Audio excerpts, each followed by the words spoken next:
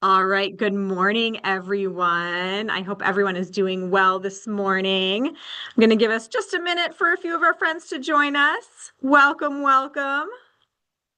All right. All right, everyone.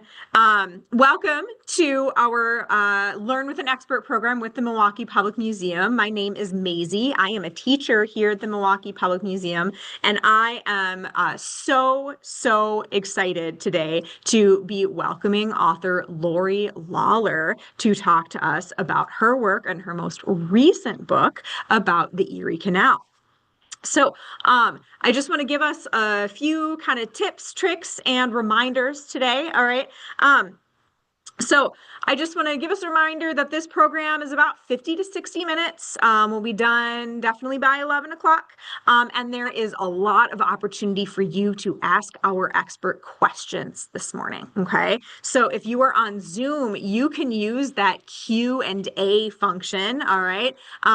So if you go down on your screen, you see that Q&A function. That is where I will be checking questions. If you are on YouTube, you can use the chat function. So you might have to log in and then use that chat function to ask questions there. All right. And we really encourage you to ask questions anytime you see something that, pops up on your brain. Go ahead and type that in the chat because we'd be happy to answer those questions. Okay. So again, we are going to be talking today with author Laurie Lawlor. All right, she is a author of books for both adults and young readers. Okay, and we are going to be talking specifically about her most recent book, Many Voices: Building Erie, the Canal That Changed America. All right, so I am going to hand it off to Ms. Lawlor, and please let's give a warm welcome in your own classrooms to Ms. Lawlor. Thank you so much. It's wonderful to be here. I want to thank the Milwaukee Public Museum. I'd like to thank Maisie. This is a wonderful opportunity. I'm so delighted you're here, and I'm so excited to talk about my most recent book, Many Voices: Building Erie, the Canal That Changed America. This morning, we're going to be I'm going to be introducing a bit about the canal and this amazing engineering project, and kind of give you a bit of background about how it came to be, the challenges involved.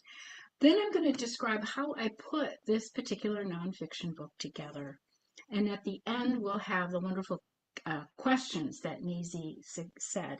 And so I'd like to begin with sharing with you a bit about how I work, what I do, and specifically, though, how the Erie Canal had an important impact on America, but also specifically on how it had a very, very important impact on, let me start, here we go, um, how it had an important impact on Wisconsin and the Great Lakes and the cities all around the Great Lakes. Um, First of all, I have to confess, I love to read nonfiction. I know we've got a lot of great nonfiction readers here today. I also love to write nonfiction. And I'm going to talk a little bit about specifically how I come up with ideas, how I do research, how I organize material, how I write, and how I revise. All these things are important. But simply put, one thing I want to make sure we all kind of keep in the back of our heads is that nonfiction tells true stories that are backed up with facts. And that makes it both a challenge and a delight to create because everything that's in a nonfiction book has to be verified as true. I'm going to talk, as I mentioned, about my most recent nonfiction book, Many Voices: Building Erie, the Canal That Changed America. But here are some of the other nonfiction books that I have created. And I want to just share with you quickly all the amazing people, their true stories of their lives, their biographies that I investigated and wrote about. And up in the upper left-hand corner is a wonderful book that came out a couple years ago called Restoring Prairie, Woods, and Pond. And this is about Waukesha County, Wisconsin. And it's a wonderful story of how a small town, Eagle, Wisconsin, went and changed what had been sort of a dumping ground between the school and the library and made it into a wonderful park and an outdoor classroom with native species of all kinds. I've also written about Beethoven and Annette Streicher, who built his pianos. She was an amazing woman who was a designer and a builder. I also have written about Marion North, a botanical artist whose work involved travel all the way around the world. She was a remarkable painter and collector of information. Shadowcatcher on the far right is another book that I did, which tells the story of Edward Curtis, who was a photographer and took pictures of indigenous people in the West. Down in the lower left, Rachel Carson, who's an environmentalist, who wrote Silent Spring. This is the Spanish version of that book. And then lastly, Superwomen. And this is a book that details the lives of 6 scientists from all different fields who changed the world. Time travel, as you can tell from these books, has always, always fascinated me as a writer. And for a minute, I'd like us all to imagine what life might have been like more than 200 years ago here in Wisconsin. Before there were cars or highways or airports or jet planes. I'd like you to imagine what it must have been like before internet was invented, before cell phones or text messages existed, before Instagram or TikTok. So if you lived in Milwaukee or the Milwaukee area or Wisconsin territory, and you wanted to visit or communicate right away with your family or friends back in Boston or New York City, you were pretty much out of luck. And you can see here in this old etching why. Excuse me. A letter might take months. Excuse me. And you can see, this looks like a Wisconsin winter, doesn't it? That we've just had. Your trip by wagon on snowy roads, muddy roads might take months.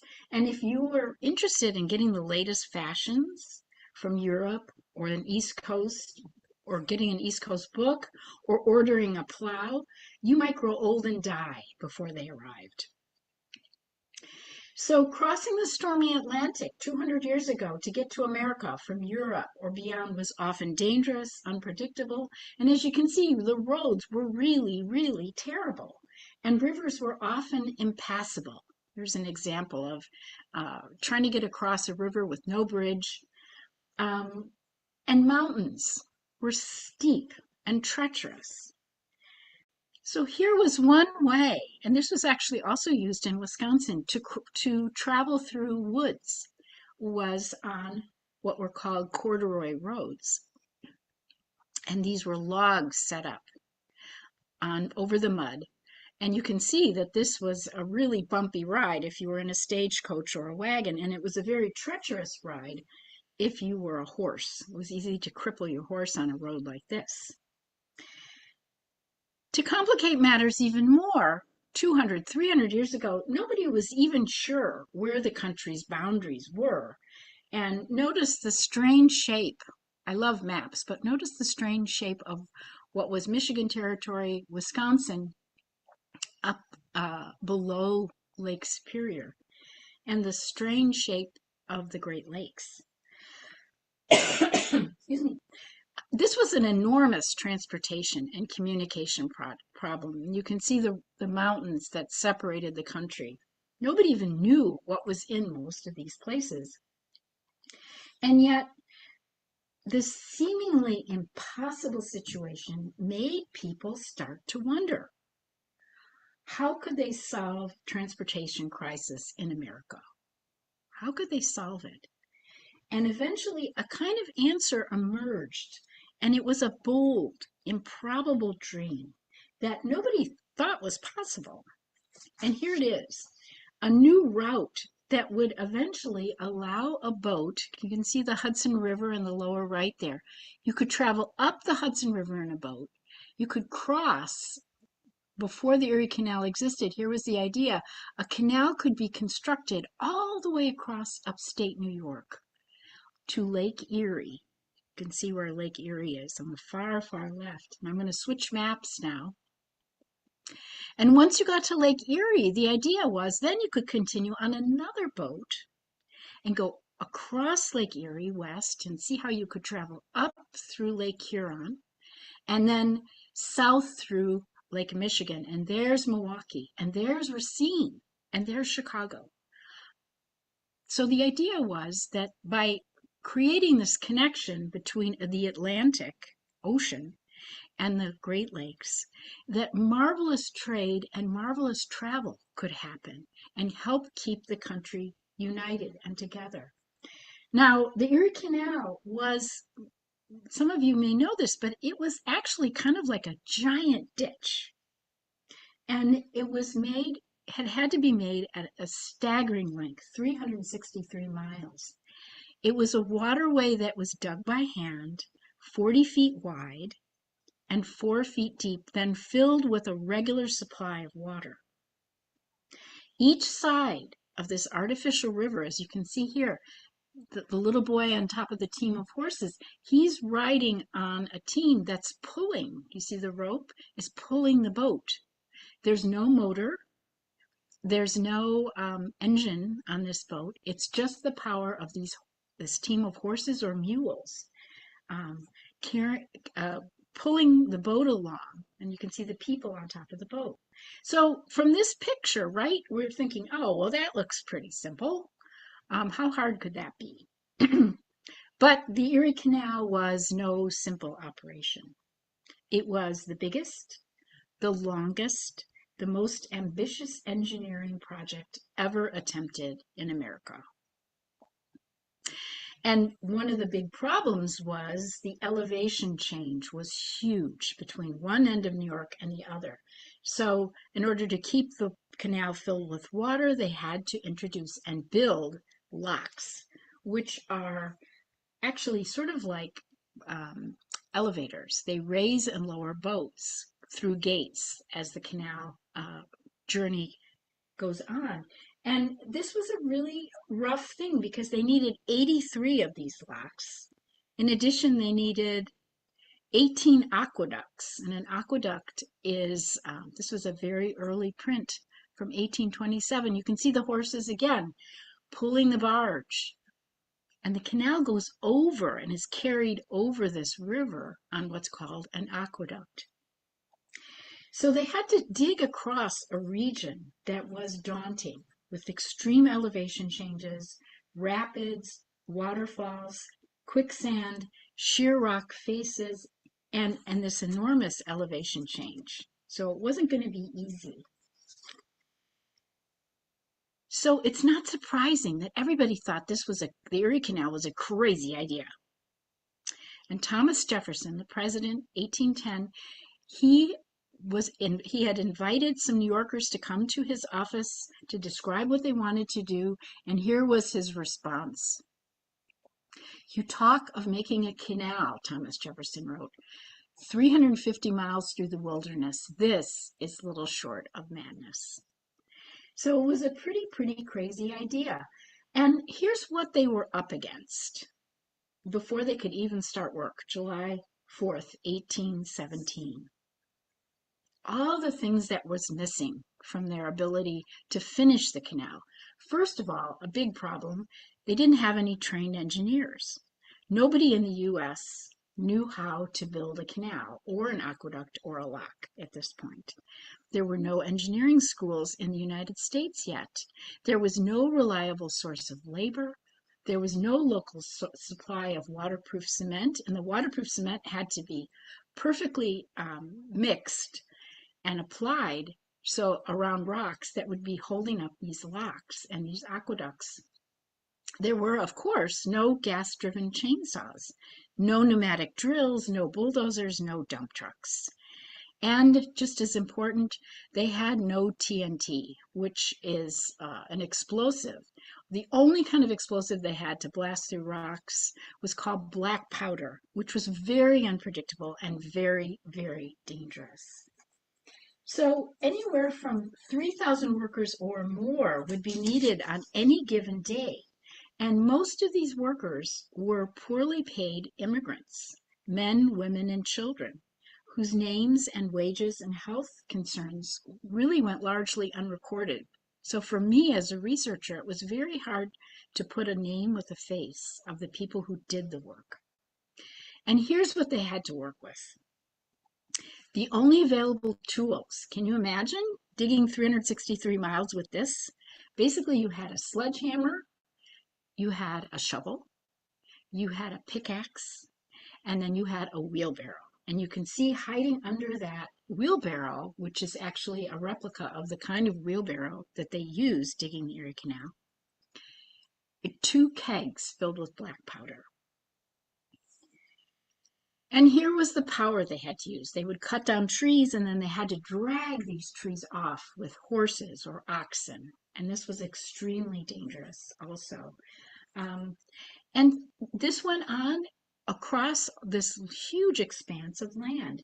So translated into modern comparison, if we were to translate how much dirt they actually had to dig and make sure that the canal was straight and make sure the canal didn't waver in its shape, it would take today, if we were to do the same thing, an army of 954,311 enormous dump trucks loaded with dirt, piled and leveled in one football field. And if you looked at that football field, that dirt that had been dug up by the Erie Canal workers would go straight up into the sky 1 mile plus 100 feet. That's how much dirt they had to move. So how did they do it? Why did they do it? Well, there was a phrase in the early 19th century that I think is interesting for us today. And basically it was an idea. Go ahead anyway.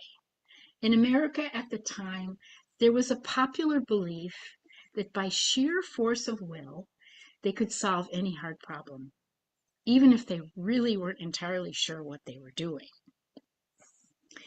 And why? Well, if you look at history, 200 years ago or more, Americans were flush with optimism. They just defeated all-powerful England in 2 wars, the American Revolution and the War of 1812, and they felt like the sky was the limit, nothing seemed impossible. Wasn't America destined for greatness? Well, I'm sharing with you this background because it really, really inspired me to find out about this amazing engineering feat. And I was so also pleased to discover that in 2025, last year, the Erie Canal commemorated its 200th birthday of its completion. But really, more than anything, I was inspired by the human stories, the forgotten human stories about how the canal was designed and constructed. The unknown women and men and children who risked their lives to build the canal.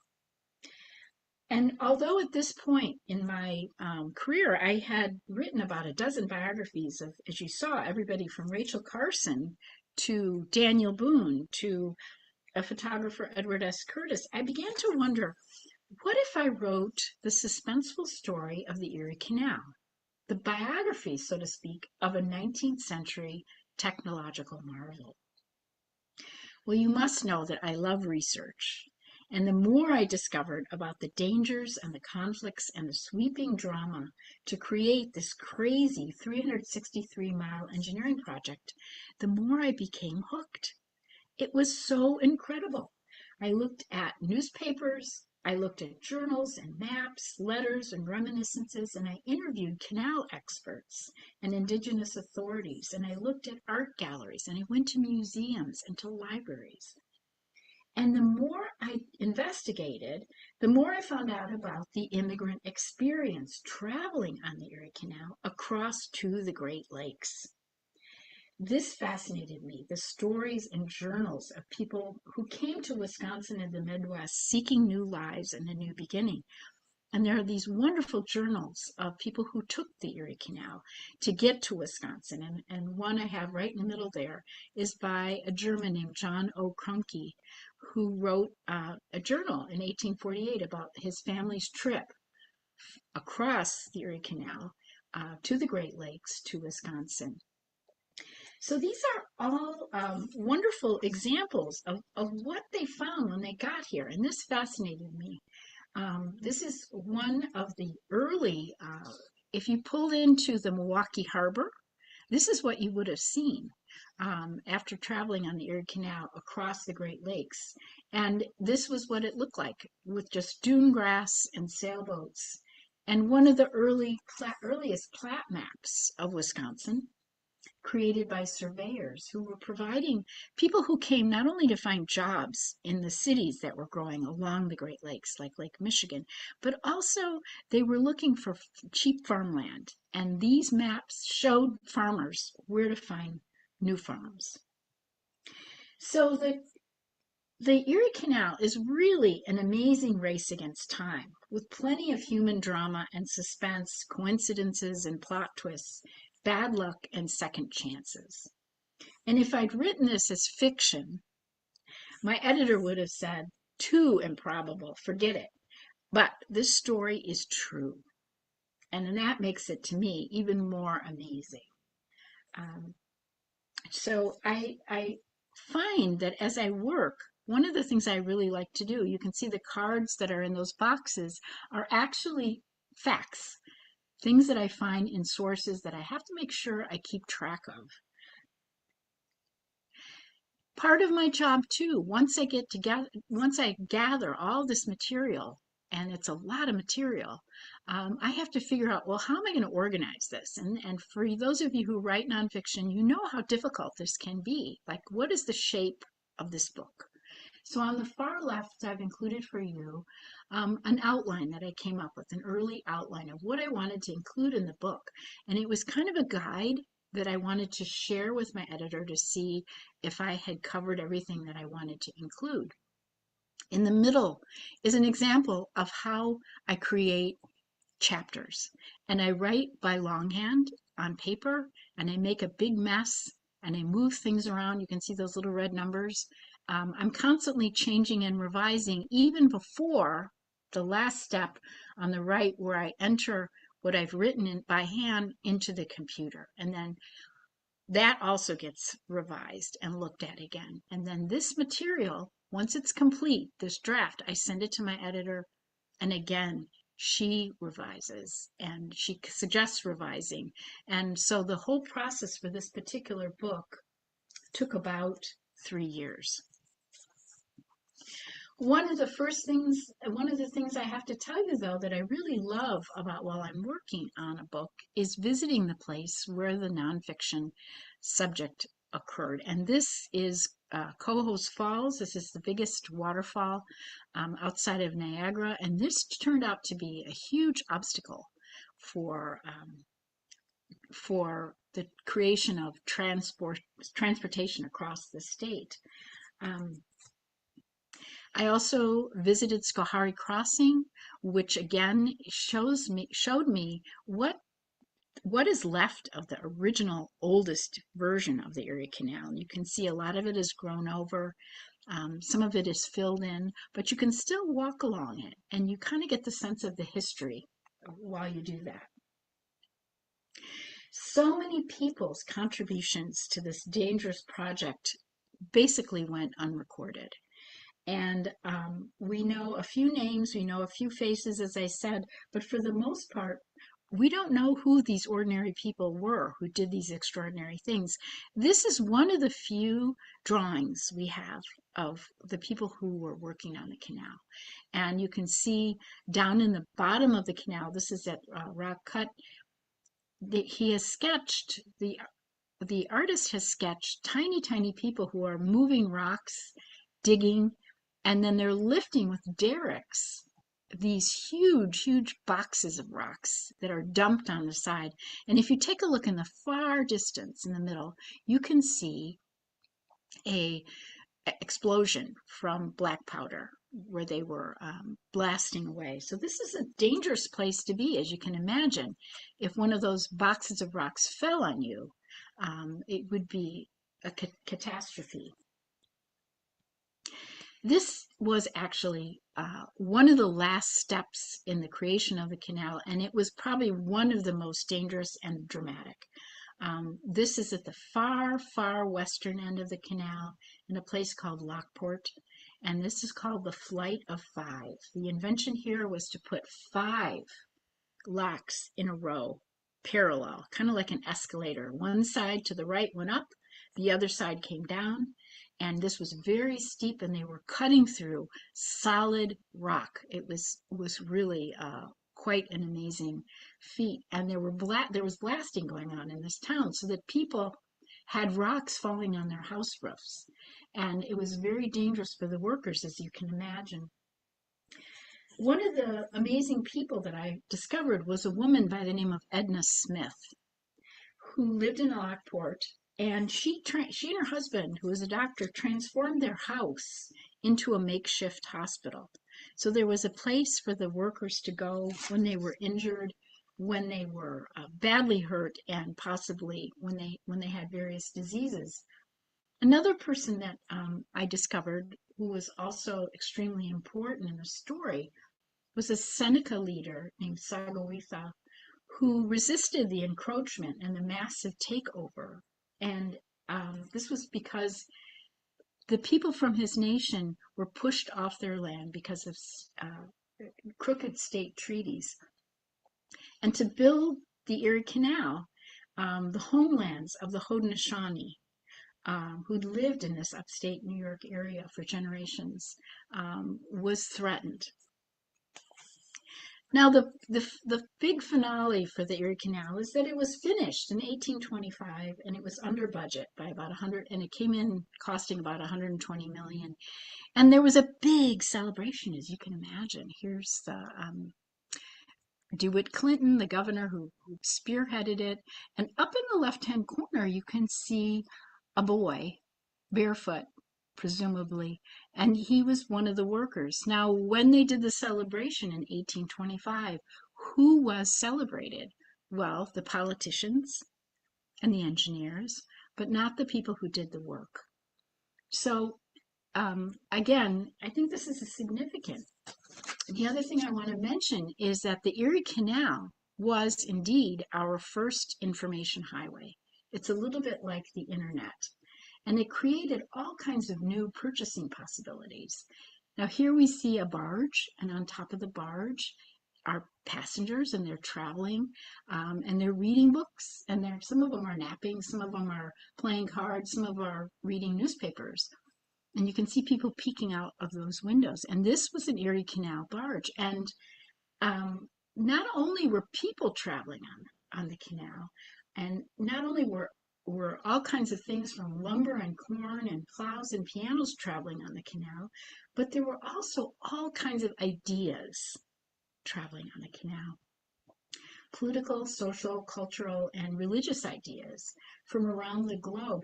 And it accelerated, the canal really accelerated people's information. And there were newspapers, there were books, there were journals flooding readers with the latest ideas and on everything from the economy and politics to religion and social justice issues, from the abolition of slavery to women's right to vote or to go to college. So the canal was extremely important as a resource for moving information from the East Coast to the West and from the West to the East.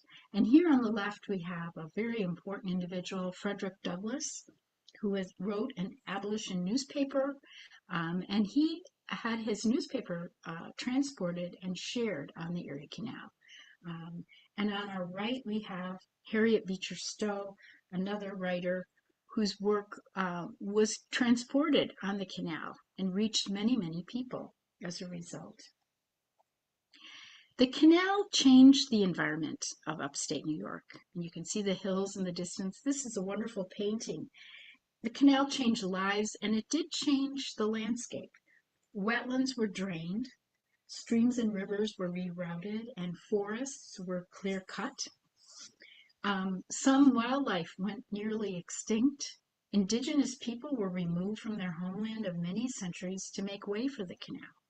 So if you look carefully at this painting, this early painting, we have the horses, we have a man in a red shirt who's guiding them along, and that pair of horses is pulling a barge, and on the barge we have a variety of people. An African American fiddler on the canal boat, we have women hanging laundry, we have travelers taking horses to a blacksmith shop, and we have children running and playing and fishing. The canal, you can see, sort of has become part of the environment of this small town, very important part. The Erie Canal was constantly evolving since 1825 when it was finished. It's been expanded and rerouted, and there's been all kinds of new ways that shipping has been invented.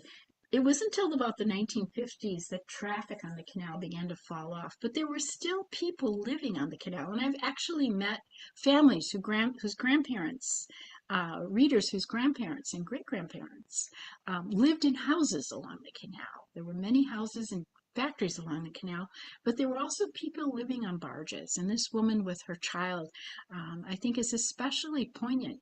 The canal was home to many families. Today, a rewilding effort is going on to create a 363-mile corridor of green space in communities, and they're using the canal for biking. And you can see these kids are on a bike path, and that was once a towpath. And they're using the canal corridor, as they call it, for kayaking and boating and cross-country skiing. So the canal has attained a new life, so to speak. And recently, I was able to participate in the 200th birthday celebrations for the Erie Canal in Syracuse and Buffalo, New York, where a World Canal Conference took place with people from nearly a dozen countries and 20 states, and they all came together to celebrate the Erie Canal's birthday. And I met people who had never realized that this historic waterway, still in their community, was in their own backyard.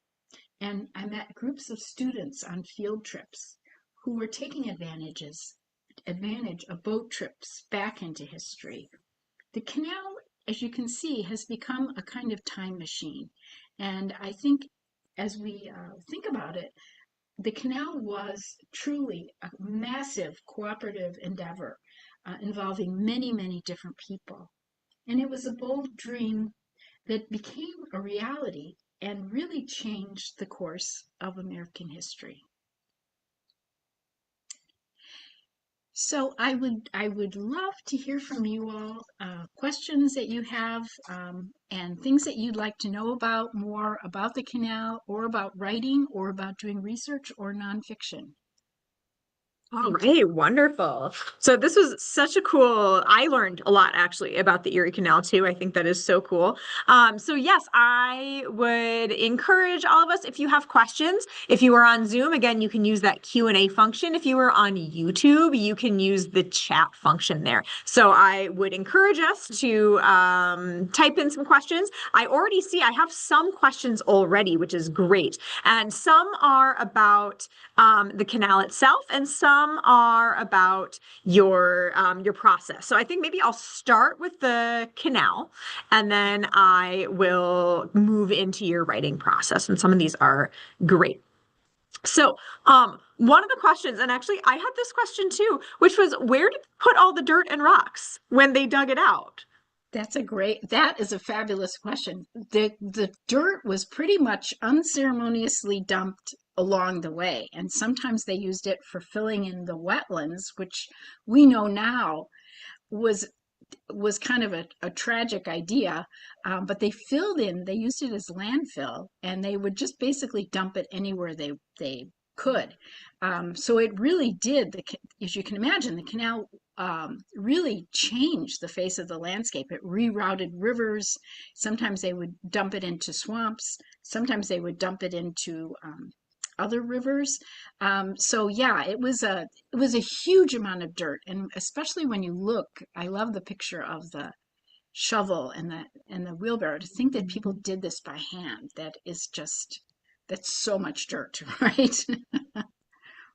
Yeah, that is kind of mind-blowing to me to think about how much that would be.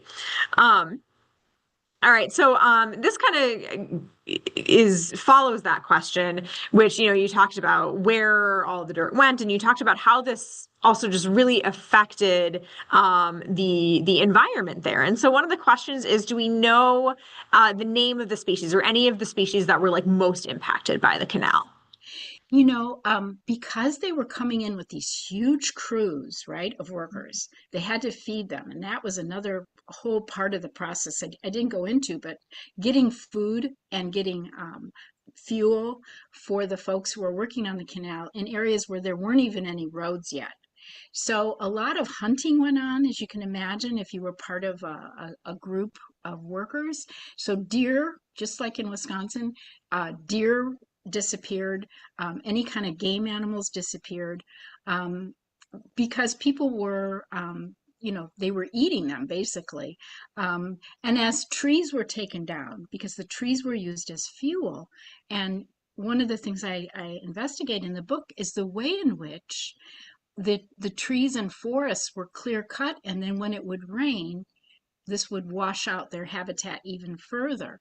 So one thing led to another, and I think the great tragedy was how much was altered. But as you can see, even in the cover of this book now, you can see how the trees are growing back in, how because the land is sort of being restored, some of these species are coming back, but it was a pretty tough time to be an animal, a mammal, or a fish living in this area at the time. Ah, I would imagine. I'd imagine it might be a tough time if you were a human working on it too. Yes, yes. Um, which also actually that brings us into another question, which you talked about that there was a lot of immigrants who worked on the canal, and so there's a two-parter. Says were the immigrants from Europe, and then were they recruited to do the work, maybe like from Europe, or were they already in America and then did the work? Well, that's a great question too. Let me go back to the picture that I was sharing of the folks working. For the most part, in the beginning, many of the workers were American born, as they were described. But as the work got harder and and more dangerous, they had trouble finding anybody who wanted to do it. Mm. The immigrants, specifically Irish immigrants who were coming over in great, great groups into New York City, into the harbor, found out about the Erie Canal, and they were delighted to have an opportunity because at the time there weren't a lot of jobs, so they were the ones who were digging, and they were the ones getting blasted. So the Irish immigrants were many of them were not able to read, and so one of the great dilemmas for me and trying to reconstruct what was life like if you were an immigrant laborer with very little money was letters. And I have a few letters from Welshmen who are also working on the canal, basically warning their families back home in Wales, don't come to America. It's too expensive, and you may be killed while you're working on the canal. So the canal provided jobs. It provided very poorly paid jobs, uncertain jobs. And one of the other things about being an immigrant worker was a lot of the work stopped in the winter. Mm.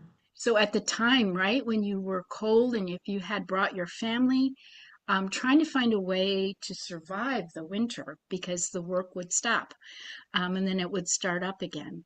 So for those folks who arrived in America with their families, some of them were young. They were young men. Some of them were women. And the women along the canal had a pretty important role. They ran boarding houses. They cooked. They did laundry. There were a lot of jobs women were doing, immigrant women, whose also their work was not recognized. But they again were of the group the most poorly paid. So it's a great question, and one that continues to haunt me is those folks who worked on the canal and were injured or died. What happened to them? Where were they buried? And again, that's a question that you kind of wonder about because there were no records, there was no workers' compensation, there was no health insurance, there was nothing for them if they got hurt. It was a very tough life. I guess that's what I'm trying to say. Yeah, yeah, absolutely. And well, what I love and one of the great things about learning about this and writing and then being able to find some of those like primary sources, right, is that you are able to shine a little bit more light on what that looked like for the people who did that, right? Which is Yeah, really, really important. it is Um, very important. Yeah, and I just want to add one other thing because I appreciate your insight because when the official story of the Erie Canal was Mhm. told, and this Mhm. just goes back to our first point about facts, making true Mhm. facts, right? But when the story was told about how the canal was built, the people who actually did the work were pretty much erased Yeah. and nobody wanted to hear about it. And I think as a result, some of that history was lost.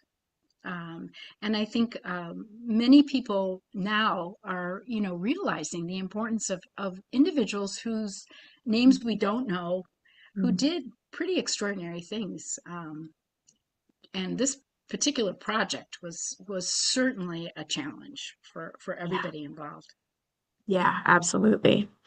So I want to shift. Most of the questions I have now are about you as a writer, but I want to shift a little bit because some of these are specifically questions about your research here. And I think the one that I'm about to ask ties in really well to this discussion of that official story versus learning about the actual people and finding their stories, right? And you talk about finding letters written back and forth. And so one of the questions was, were you able to um, when you found those primary sources, were you able to handle them directly? And was it difficult to find them? How did you find them?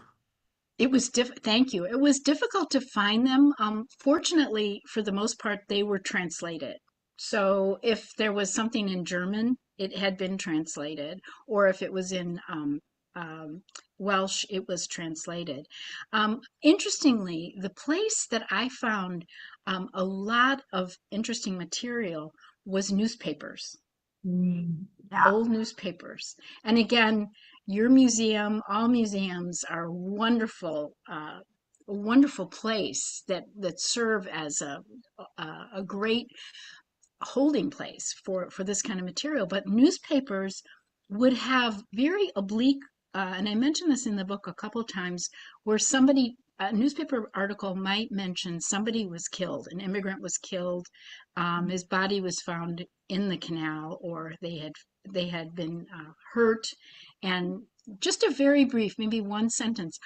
Very few times, I think I can only think of two times when I looked at newspapers where the name of the individual who passed away was reported. And so people were aware in the towns that sprang up all along the Erie Canal of this group of workers.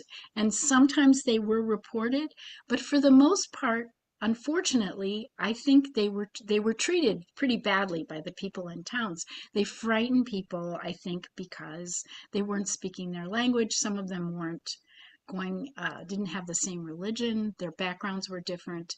And so getting people to really communicate, those workers and the people who eventually stayed in the towns, was sometimes a challenge. And the newspapers reflected that absolutely. A little bit of the prejudice against the workers, but also the ways in which the people in the town, people like Edna Smith, were trying to help the workers. And I think that's Excuse me, that's encouraging too.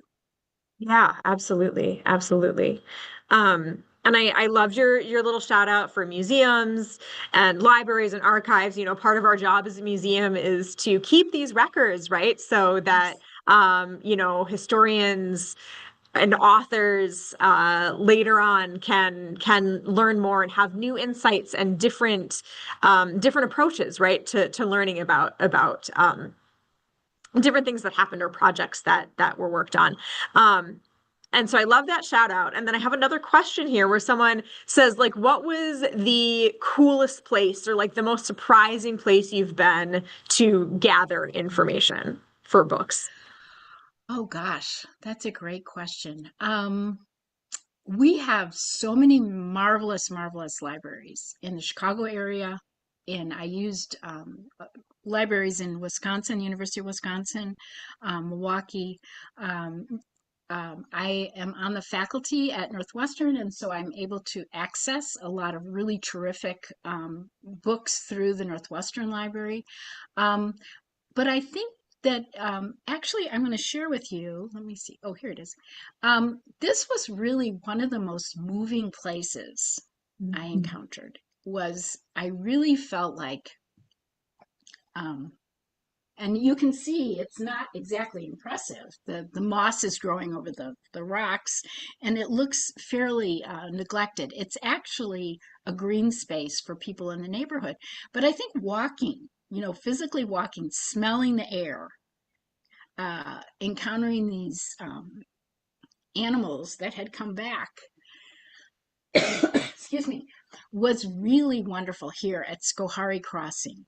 And I have to really give a shout out to this particular landmark, which you can visit, and you can go to a museum in that Schoharie Crossing, which has some fascinating information about the canal, how it was built, what was here before, and why. And you can see how this has been filled in.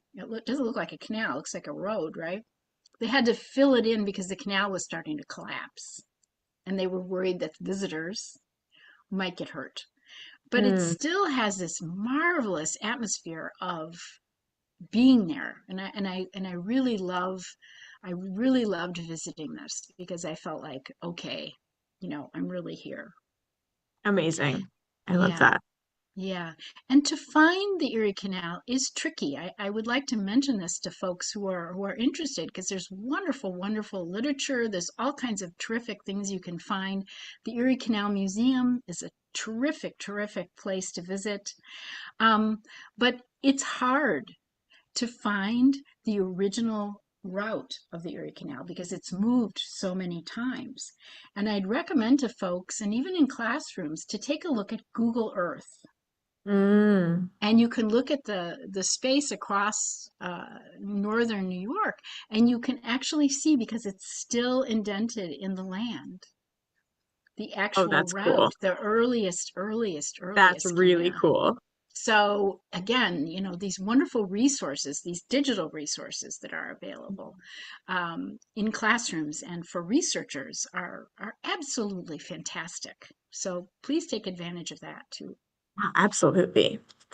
All right. For our last few questions, I want to shift a little bit from Erie Canal and this specific book to kind of like your work as a whole. And so I Hmm. have a question here that I'm also going to add on a little too. So it's kind of a two-parter. The question I have is, did you go to college to become a writer? But then the next question I would like to add on is, what skills and background do you need to learn in order to be a writer? Oh, well, those are great, great questions. Let me go back. I'll go back to the um, some of the books that I've done. Um, I've actually published. I started publishing in 1986, so that was a long time ago. Um, and this nonfiction that I'm including here are recent books for sure. Um, to your first point, your first question, I went to the Medill School of Journalism at Northwestern.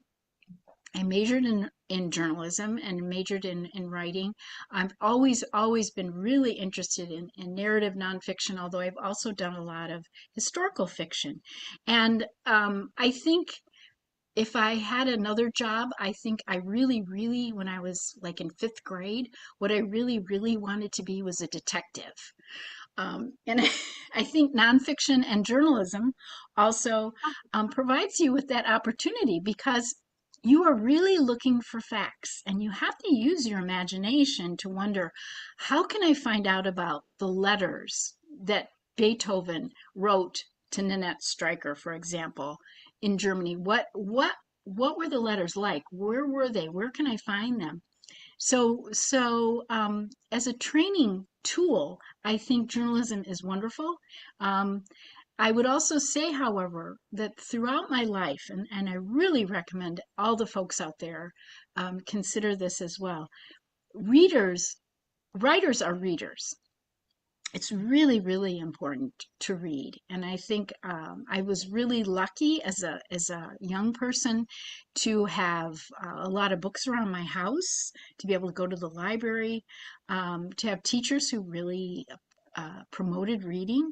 And I think of all the skills that a writer needs, one of the most important is a love of reading and reading and reading and reading all kinds of things, whether it's nonfiction, fiction, poetry. I love poetry.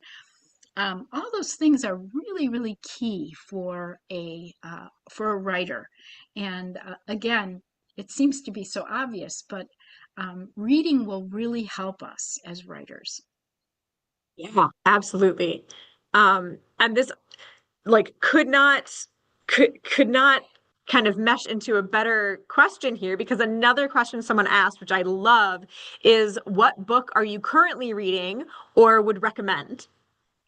Oh gosh. Um, Not to put you right. on the spot. I have so many that I'm looking at right now. Um, I am a big fan of let me go get it actually. I want to share it. Right. Ooh, boy, suspense. Can't wait to see what book we're gonna see. Thank you. Thank you for waiting. This is a book by Ian Fraser, a nonfiction writer and essayist, and it's called Travels in Siberia, which Ooh. is just a marvel of natural history, um, travel. It's just, and so what I do oftentimes with my reading is if I find a writer I really love, and I know a lot of folks out there probably do this too, Ian Fraser, I'll get all of his books. I'll read all of them. I do the exact same thing. Yeah. So again, I think probably one of my most valuable collections that I own right now um, is my library card collection. Mm, And I mhm. have so many library cards, right, from Wisconsin, from here in Illinois. And I think the fact that we can go into a library and find any kind of book about anything, I think is huge. So yes, I think reading is amazing, and I'm very pleased that both of my granddaughters love reading. My grandsons love reading, but just getting a good book and disappearing into that book. Yes. Travels in Siberia, right? It's just a Well, marvelous. just thinking about it. Yeah, exactly. It seems like an odd book to read in winter, right? Travels in Siberia. Maybe But it's fitting. yeah, maybe it is. But I think the thing that books do, that good writing and a good day writing parallels very well. And those of you out there in the audience, you understand this, I'm sure. A a day that's a great day writing is a day in which we're really transported. We lose track of time, right? We don't know where we are. We're just really in the moment. We're on that trail, or we're listening to that music, or we're visiting that particular part of the world where these beautiful flowers are growing. We're really there, and we're transported. And I think when you have a really good day reading, it's the same experience. We're transported. We don't want to stop reading. We go under our covers, right, with the flashlight. We continue reading if we're a kid. And I think that the two experiences of a good day reading and a good day writing are very much the same. And again, I think once we find a book we love as a writer, what I always recommend to my students too is to see how the author did it. Really examine, why do you love this book so much? Fiction or nonfiction, like why does it speak to you? And try to examine it carefully. Enjoy it, but then examine it carefully. Like, how did the author create this amazing experience for me as a reader? I think that is perfect. And I think that is a perfect note to end on, right? Is to immerse yourself in a book, whatever book it is that you like, if it's fiction or nonfiction, or maybe it's this book that we talked about. Maybe it's Building Erie, uh, Yeah, yeah, yeah. right? Um, or many voices, I suppose, and to really love reading those words. So I want to thank you, Ms. Lawlor. We are so grateful for having you. I'm sure those joining us are really grateful. We had some really excellent questions from the audience and some really excellent answers from you. So thank you. Um, Thank you. and then of course, I want to thank those of us, our classrooms who are joining us today. Thank you. And then just to plug a little bit, if you want to hear about other Learn with an Expert opportunities or just other opportunities for schools in general, teachers, you can sign up for our educator newsletter at mpm.edu. And so we have lots of other options for you as well. So thank you, everyone. I hope you have a wonderful rest of your day. Bye-bye, everyone. Bye. Thank you. Thanks so much. I appreciate being here. Thank you.